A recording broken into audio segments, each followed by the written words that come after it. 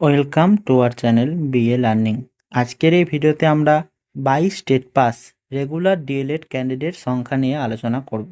আপনারা সকলে অবগত, গতকাল Bengal DElEd TET pass association এর পক্ষ থেকে যে কতজন ডিএলএড পাস করেছে সেটা জানা নিয়ে একটা আরটিআই করা হয় এবং ফার্স্ট টেবিল করার পর উত্তর না দেওয়ার পর ওনারা কোর্টে কেস করে এবং কোর্ট থেকে যে 2022 সালে কতজন রেগুলার ডিএলএড পাস করেছে সেই সংখ্যাটা বোর্ডকে জানাতে বলা হয়। সেক্ষেত্রে বোর্ড যে সাবমিশন দিয়েছে সেখানে আপনারা সকলে হয়তো জানেন 22 state pass regular DElEd candidate সংখ্যা বলা হয়েছে 52,149 জন। তো এটা নিয়ে সকলেই একটু চিন্তায় রয়েছেন, এতজন ক্যান্ডিডেট কিভাবে ইন্টারভিউ হবে বা কিভাবে আমরা চাকরিটা পাবো। সেক্ষেত্রে বলে রাখি, অনেক ভিডিও তো দেখলাম অনেকে বলছে এত ক্যান্ডিডেট হবে না, এনআইএস নেই, 25,000 ক্যান্ডিডেট করে দিচ্ছে এখান থেকেই। তো এগুলি সবগুলি কাল্পনিক বিষয়। বোর্ড যদি সাবমিশন সঠিক দিয়ে থাকে, এই 52,149 সংখ্যাটি যদি সঠিক হয়, সেক্ষেত্রে এখান থেকে কিছু ক্যান্ডিডেট কমবে ঠিকই, কিন্তু সেটা কোনোদিনও যে 25,000 বা 30,000 সেটা হওয়ার সম্ভাবনা খুবই কম যদি বোর্ড সঠিক তথ্য প্রদান করে থাকে। এক্ষেত্রে যে যারা কেসের সাথে যুক্ত ছিলেন তারা বলছেন যে এখানের মধ্যে এনআইএস ইনক্লুড নেই, তাই আমরা এই 52,149 রেগুলার ডিএলএড নিয়েই একটা হিসাব করে দেখতে পারি কতজন ক্যান্ডিডেট আগামীতে যদি কোনো ইন্টারভিউ প্রসেস শুরু হয় সেখানে অংশগ্রহণ করবেন। তো চলুন দেখে নিই একটা হিসেব যে আগামীতে যদি কোনো ইন্টারভিউ প্রসেস শুরু হয় সেক্ষেত্রে কতজন ক্যান্ডিডেট অংশগ্রহণ করবে।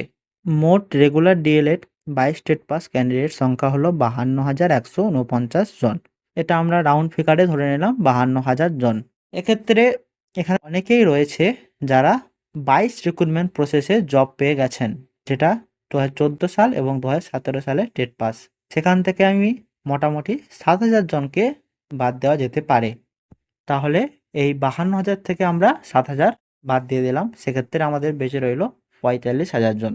এরপর আপনারা সকলেই জানেন দীর্ঘ 8 বছর পর যে আপার প্রাইমারি জট কাটলো, সেখানেও অনেকেই এমন ক্যান্ডিডেট রয়েছে যে যারা এই 22 স্টেট পাস করেছিল। সেক্ষেত্রে ওনারাও হয়তো ইন্টারভিউ দেবেন না, তাই সেখানেও কিছুটা সংখ্যা কমবে। সেটা আমি সংখ্যাটা ধরলাম 2,500। তাহলে আমার পড়ে রইল 45,000 থেকে 2,500 বিয়োগ করার পর পড়ে রইল 42,500।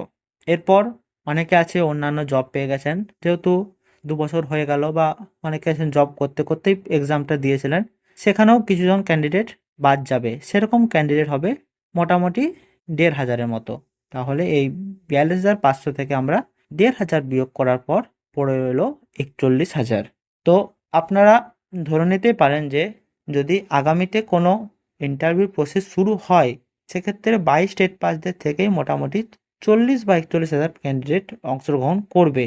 কিন্তু এছাড়াও কিছু ক্যান্ডিডেট আরও অংশগ্রহণ করবে, যেমন যারা 2014 সালে টেট পাস এবং 21-23 এবং 22-24 সেশনে ডিএলএড করছেন, ওনারাও কিন্তু এই আগামীতে ইন্টারভিউ প্রসেস শুরু হলে সেখানে অংশগ্রহণ করবেন। সেই সংখ্যাটাও কিন্তু খুব একটা কম হবে না, সেটা মোটামুটি সংখ্যাটা হতে পারে 4,000।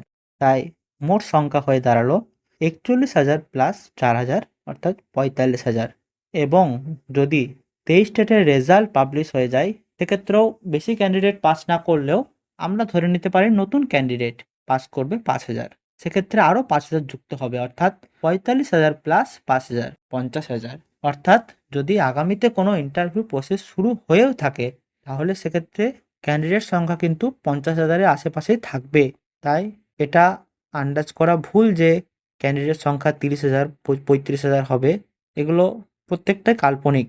তাই আপনারা ক্যান্ডিডেট সংখ্যা বেশি নিয়েই এগোন এবং আশা রাখি এই হিসাবটা মোটামুটি ঠিকই হবে। যদি বোর্ড সঠিক তথ্য দিয়ে থাকে তাহলে আপনারা ধরে রাখতেই পারেন যে আপনাদের সাথে ইন্টারভিউ দেবে মোটামুটি 50,000 জন, সেখানের মধ্যেই কম্পিটিশন হবে। তো আপনারা সেভাবেই প্রস্তুতি গ্রহণ করুন। আশা রাখি আজকের ভিডিওর মাধ্যমে অনেক কিছু ইনফরমেশন দেওয়ার চেষ্টা করলাম। আশা রাখি এগুলি সঠিক না হলেও অনেকটা কাছাকাছি ইনফরমেশন হবে। তাই সঠিক তথ্য জানার জন্য অবশ্যই ভিডিওটি লাইক করে দেবেন এবং চ্যানেলটিকে সাবস্ক্রাইব করে সাথে থাকবেন।